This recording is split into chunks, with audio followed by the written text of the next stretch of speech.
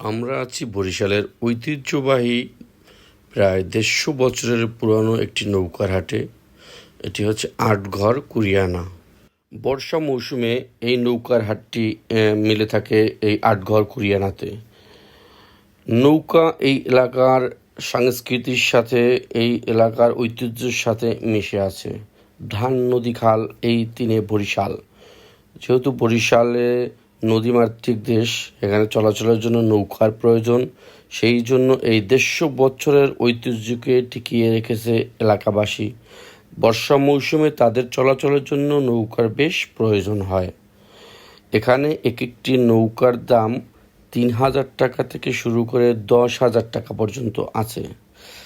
বাংলাদেশের বিভিন্ন জেলা থেকে এখানে নৌকা ক্রয় করতে আসেন। এমনকি এই আটঘর কুরিয়ানা এবং ভীমরুলি পেয়ারা বাগান এলাকার মানুষের চলাচলের একমাত্র বাহন হচ্ছে নৌকা।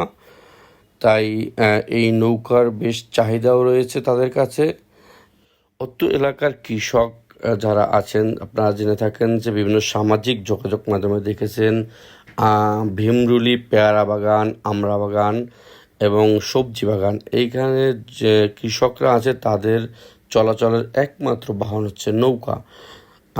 আর এখানে একটি ভাসমান বাজার আছে, সেটা হচ্ছে ভীমরুলি বাজার। সেইখানে এই আমড়া, পেয়ারা, বিভিন্ন সবজি এই নৌকার মাধ্যমেই বিক্রি করে থাকেন কৃষকরা। আর দেশের বিভিন্ন স্থান থেকে যারা পাইকার আছে তারা এখানে আসে এই ভাসমান বাজারে। এই ভাসমান পেয়ারা বাজারটিও মানুষের কাছে খুব জনপ্রিয়। দেশের বিভিন্ন স্থান থেকে বছরের অনেক পর্যটক আসে এই অপরূপ সৌন্দর্য উপভোগ করার জন্য।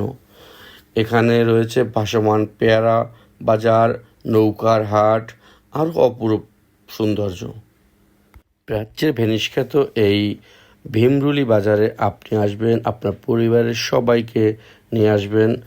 অনেক ভালো লাগবে এবং অনেক সুন্দর একটা সময় কাটবে। এখানে থাকা এবং খাওয়ারও সুব্যবস্থা আছে।